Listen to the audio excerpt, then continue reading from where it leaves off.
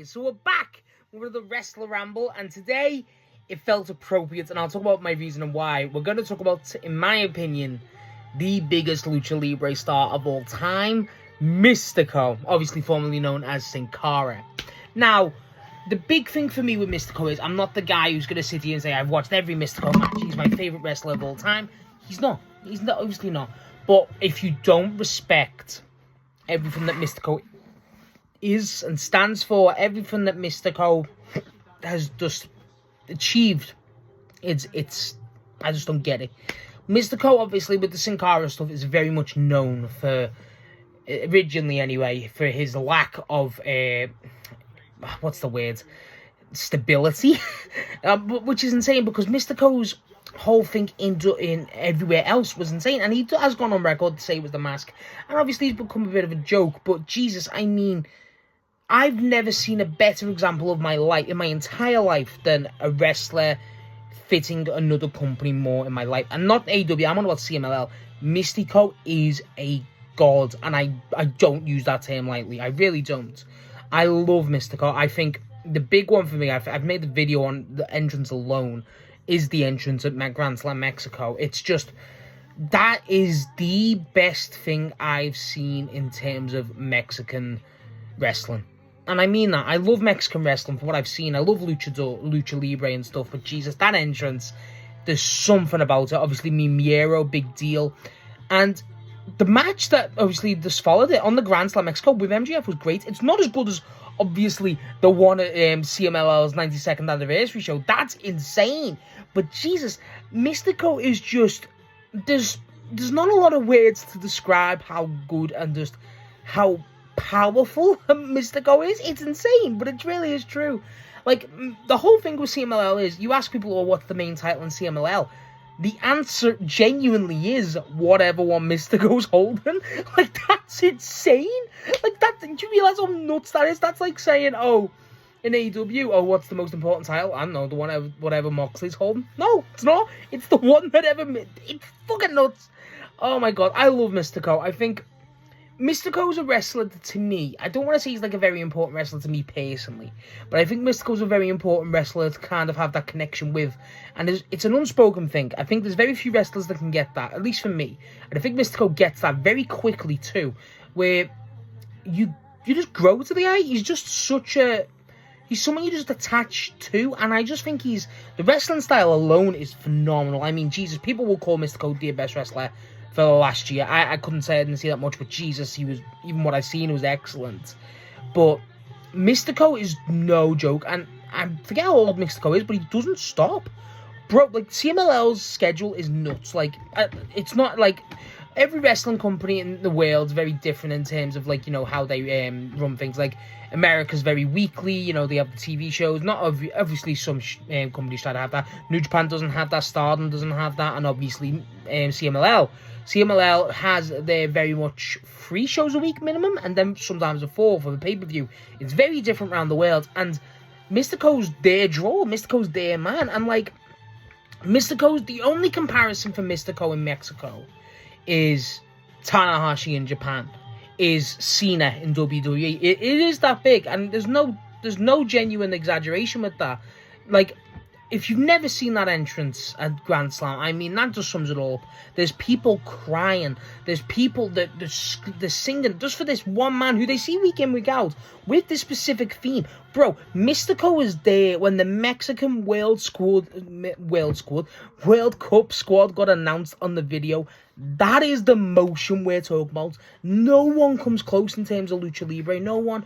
And the reason, and I said it at the start, why I wanted to make this video was, a lot of people are talking about, the whole, oh, El Grande Americano stuff, and, how much, he, the best Lucha Libre and stuff. And I don't want to take this in any sort of detraction from the quality of that match. That match was great, and I love the wrestlers in that match, specifically Chad Gable. I thought he's shown out in that match. I made a separate video on it. But the way you see it, like, I saw fucking, like, off topic, I saw Sky Sports, like, which is, our sports media over here, which is, debatable if it's good or not. But point is, they put a post up about Lucha, and it was the Mexican one. It was the Mexican Sky Sports. And Mistico wasn't there. And I literally commented, like, Bro, Mistico's bigger than everyone you've listed. And obviously, you know, let's talk about other luchadors. You've got Penta, you've got Rey Fenix, La Parca, fucking, obviously, El Grande Americano now. But going outside that other side, you've still got Bandido, you've got Dorada, who you know all know I love. You know what I mean? And you've still got, you know, even people like Andrade. I can include Pac. Fuck you, I include Pac in that shit. Like El Clon, I mean, Jesus, what a wrestler. All these people, Titan, you know, all these wrestlers, and Mistico's the top. Let's not get this twisted. Mistico is the top and has been the top for a goddamn while, and it doesn't look like it's changing. That's something that I don't think, at least from obviously I'm in the UK, but like, you know, you've got obviously America, you know, other countries, basically places that don't follow lucha. I just don't, well, you know, lucha isn't their main thing, which basically everywhere besides Mexico is. I don't think he gets the credit, and I think that's insane because we're talking about not just one of the best, an icon.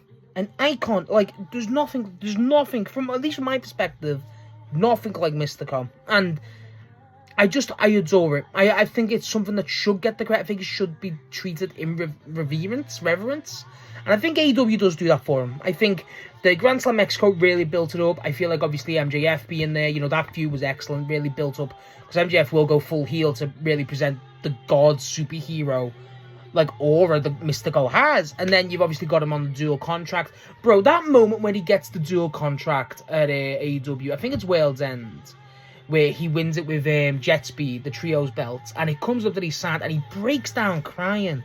Like, that's the type of guy we're talking about. Like, there's something there. Like, he fucking gets you.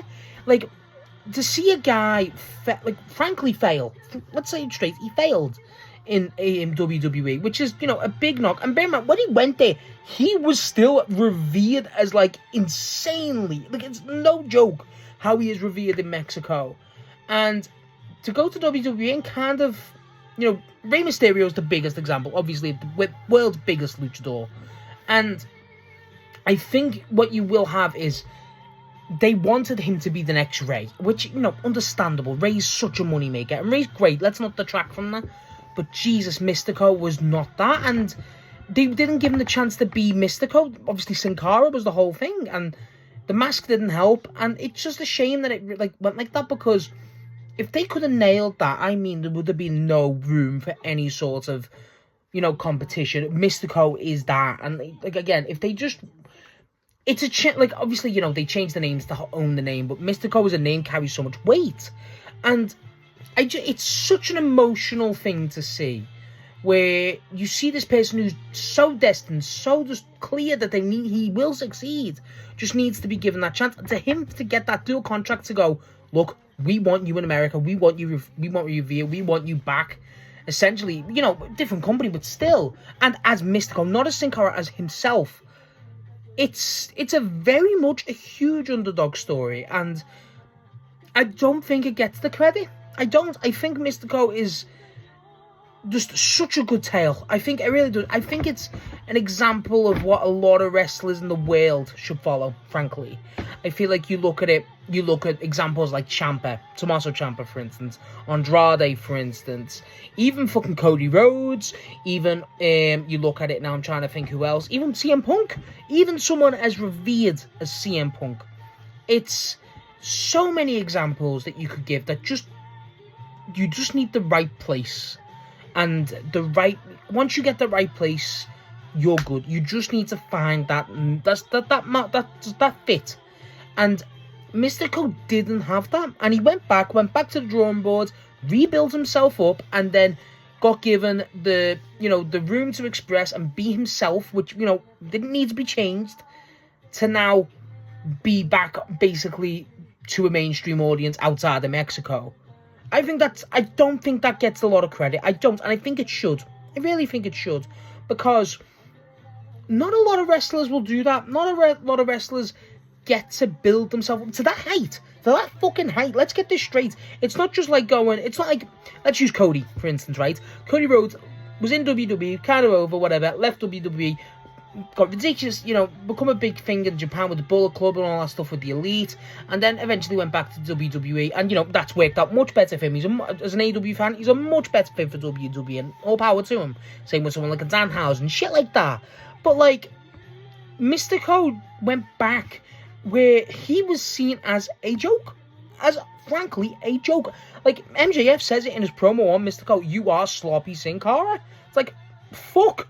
And, like, obviously it's a different name, but still, just the ability to rebuild that level, and again, to a god superhero-esque level that he is, there's nothing to me that compares to that, and I love it. I love it, frankly I do, I love it, I love everything about it, and this is not just talking about the wrestler that Mistico is. The wrestler that Mistico is phenomenal wrestler, all-timer, and obviously the style helps, but Jesus, the guy is just brilliant, and he's one of those wrestlers where you watch and you're like, I'm just ridiculously happy for you.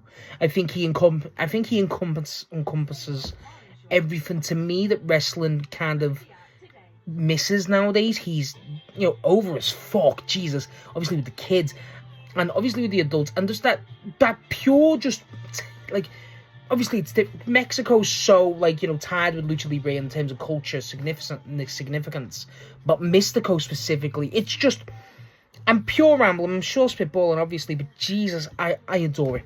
I adore it. There's nothing a lot that I can even compare.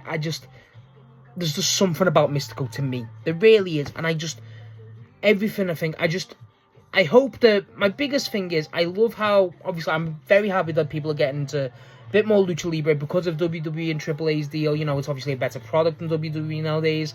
And obviously the mask versus mask match is something that should be revered and should be something that people go to watch. And if you haven't, I don't know how. Lucha Libre is brilliant. I'm so happy people are getting into it. But I hope the one big thing that happens because of this is Mistico starts getting more and more flowers, because I don't think he gets enough. I don't want to say Mistico's underrated, because I think he's revered by people who know how good Mistico is, but Jesus, there's something about that story. I think there's something about how Mistico presents that story, how himself, it's just special. It's the exact word I would say, it's special. It's just something that gets me. I've got this weird, like, Grand Slam Mexico is one of my favourite events ever, especially TV wrestling, but Jesus, Mistico just, I don't want to say I feel a connection, but you know what I mean? I just feel that to Mistico, and I always, like, just want that guy to succeed, and I think he's done more than well. Obviously, you know, he's not the only big luchador to, you know, to take note of outside of the WWE and AAA. Obviously, the big one is Bandito and Dorada. Big fan of both. But Jesus, Mistico, don't forget how fucking legendary that guy is, because it's on a level that people don't realize, and I hope people get to experience that, because, bro, incredible. One of the best workers in the world, and one of the best luchadors of all time. No debate. So yeah, that's me just rambling about how much, frankly, I love Mistico. I just do. I just wanted to talk about how much I love Mistico, and that just pure underdog story, and I just want people to start giving Mistico his flowers. Frankly, I wouldn't even count this as a proper wrestler ramble. I just felt the need to talk about him. But yeah, let me know what you all think of Mistico. Let me know what you all think of the story of Mistico, and just give me your best Mistico memories. I don't fucking know. It's something I love. Frankly, it is just something I absolutely love.